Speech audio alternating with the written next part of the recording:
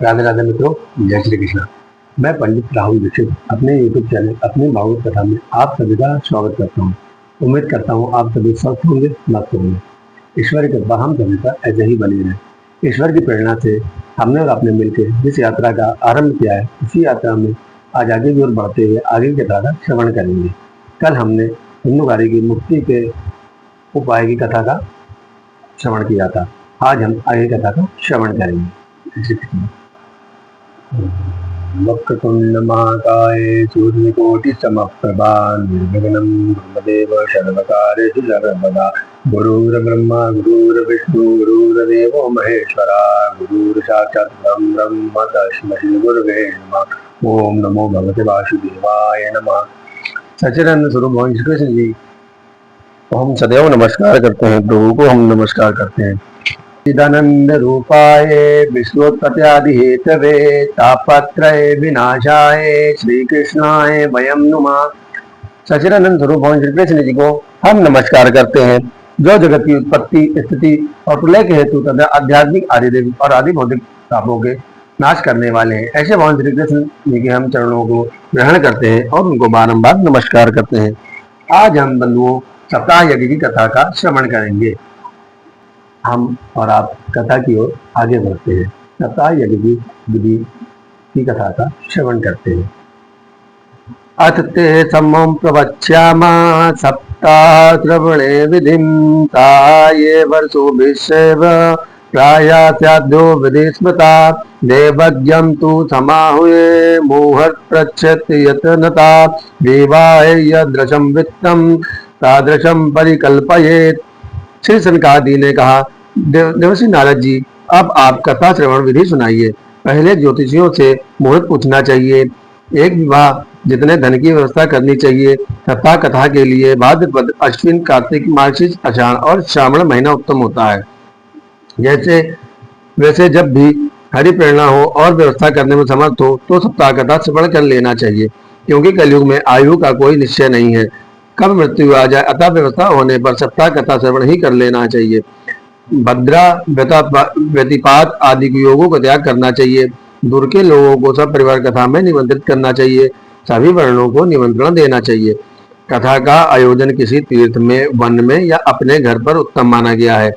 भूमि का शोधन, मार्जन और लेपन करके रंग बिरंगी धातुओं से चौक, पूरे केले के खंभों से सुशोभित एक ऊंचा मंडप तैयार कराएं। उसे सब ओर से फल, पुष्प, पत्र और चंदन से अलंकृत करते तथा चारों ओर झंडियां लगाकर तरह तरह के सामानों से सजा दें। में कुछ ऊंचाइयों पर 7 विशाल लोगों की कल्पना करें। उनमें वृत्त ब्राह्मणों को बुला बुलाकर बैठाएं। वक्ता के लिए एक दिव्य सिंहासन का प्रबंध करें। यदि वक्ता का मुख उत्तर की ओर रहे तो श्रोता पूर्वाभिमुख होकर बैठे। यदि वक्ता पूर्वाभिमुख होकर रहे तो श्रोता का मुख उत्तराभिमुख होकर बैठना चाहिए, अथवा वक्ता श्रोता पूर्वाभिमुख होकर बैठ सकते हैं। वक्ता ब्राह्मण वेद शास्त्र का ज्ञाता एवं विष्णु भक्त हो। मुखो भवेद वक्ता श्रोता वे पामुख स्तदा। प्रामुख सिद्ध भवेद वक्ता श्रोता जोर्मुख स्तदा। अथवा पूर्ण दिग्गया पूज्य पूजक मध्यता। श्री प्रणामागमे प्रोक्ता देश कालादि को भी दे। विरक्तो वैष्णवो विप्रे वेद शास्त्री विशुद्धिकृत। दृष्टान्त कुशलो धीरो वक्ता कार्योति निष्प्रहा। यदि संभव हो तो वक्ता के पास ही उसकी सहायता के लिए एक वैसा ही और विद्वान ब्राह्मण स्थापित करना चाहिए। कथा प्रारंभ के दिन से एक दिन पूर्व वक्ता और कर्म करा ले। सूर्योदय से पूर्व शौच आदि से निवृत्त होकर अच्छी तरह स्नान करे। संध्यादि अपने नित्य कर्मों को संक्षेप से समाप्त करके तथा कथा के विघ्नों की निवृत्ति के लिए श्री गणेश जी की पूजन करें। फिर पितृगण का तर्पण करें एवं पूर्व पापों की शुद्धि के लिए प्रायश्चित करें और एक मंडल बनाकर उसमें भगवान श्री कृष्ण जी को स्थापित करें। फिर भगवान श्री कृष्ण जी का मंत्रोच्चारण पूर्वक षोडशोपचार विधि से पूजन करें। प्रदक्षिणा तथा नमस्कार आदि कर स्तुति करें। हे करुणा निधान, मैं संसार में डूबा हुआ दीन हूँ। कर्म मोह रूपी ग्रह ने मुझे पकड़ रखा है। आप इस संसार सागर से मेरा उद्धार कीजिए।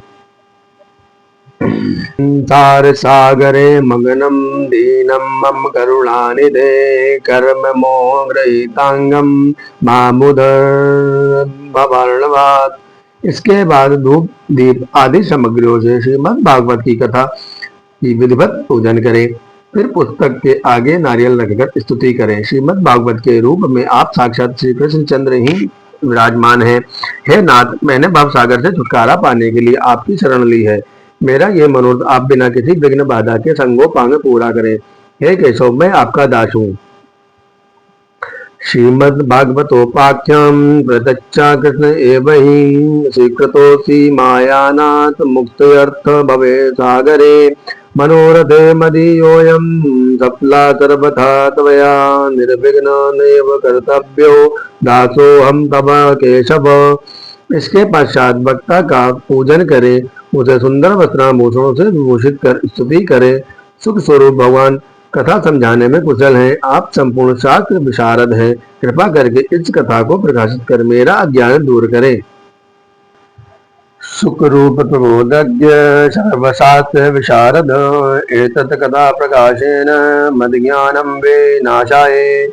तथा निर्विघ्न संपन्न करने के लिए 5 या 3 ब्राह्मणों का वर्ण करें। वे द्वादशाक्षर मंत्र ओम नमो भगवते वासुदेवाय का जप करें। उनका भी पूजन कर उनकी आज्ञा से स्वयं भी आसन पर बैठ जाएं। सूर्योदय से कथा प्रारंभ कर 3:30 प्रहर तक कथा सुनाबे। दोपहर के समय 2 घड़ी कथा बंद रखें। उस समय भक्तों को कीर्तन करना चाहिए। व्यर्थ की बातें ना करें। कथा के समय घी, दूध, फल या जिससे जैसा नियम सुविधे से सन सके उसी को ग्रहण करें।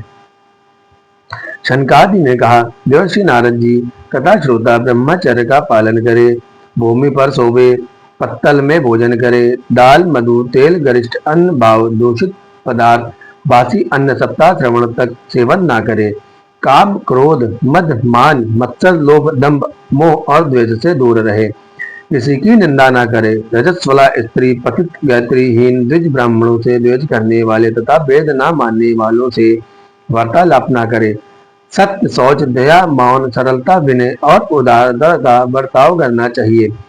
निर्धन, क्षय रोगी, अभागा, पापी, पुत्रहीन और मुमुक्षु ये सब कथा श्रवण करें। जिस स्त्री का रघुदर्शन रुक गया हो, जिसके एक ही संतान होकर रह गई हो, संतानहीन हो, जिसकी संतान होकर मर जाती हो, जिसका गर्भ गिर जाता हो, ये सब प्रश्न करके कथा श्रवण करें।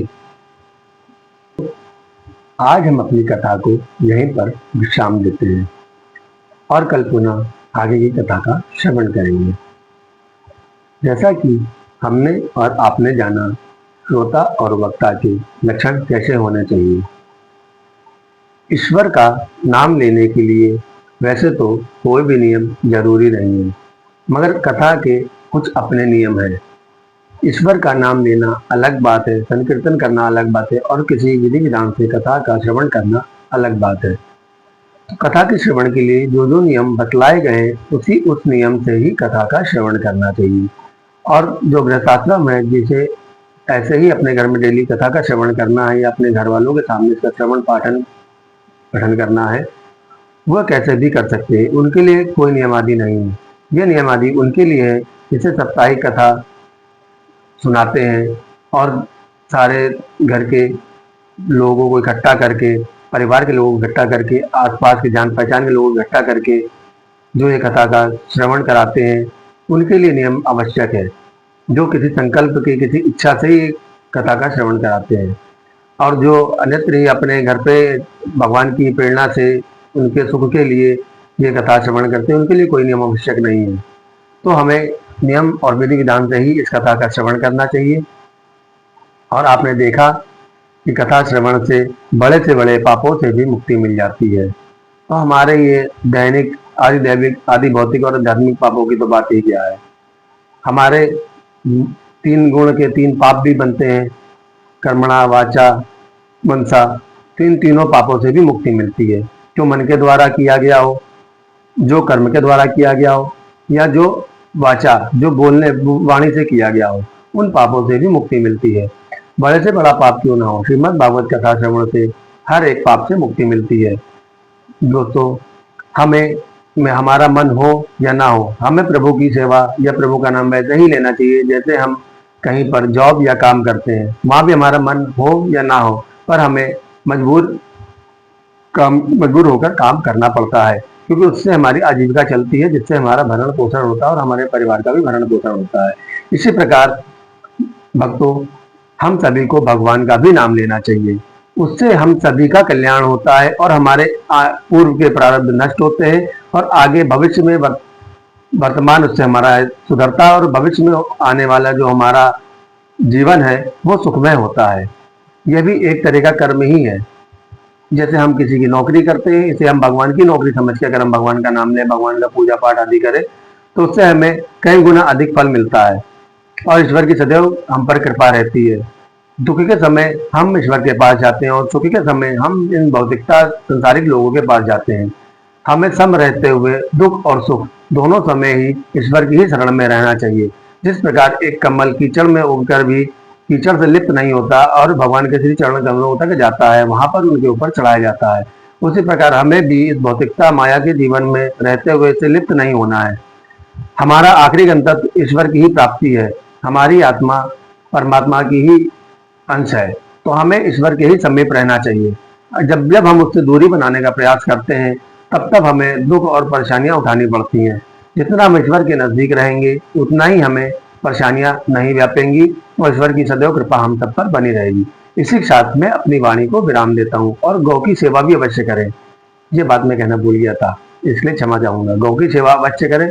गौ की सेवा से ही सतबुद्धि और सुख की प्राप्ति होती है, जैसे स्वयं भगवान श्री कृष्ण जी इस पृथ्वी पर करने के लिए अवतीर्ण हुए थे। तो गौ की सेवा करें। इसी के साथ मैं अपनी वाणी को विश्राम देता हूँ। आप सभी सुखी रहें, समृद्ध रहें। इसी मंगलमय कामना के साथ आप सभी को जय श्री कृष्ण, राधे राधे।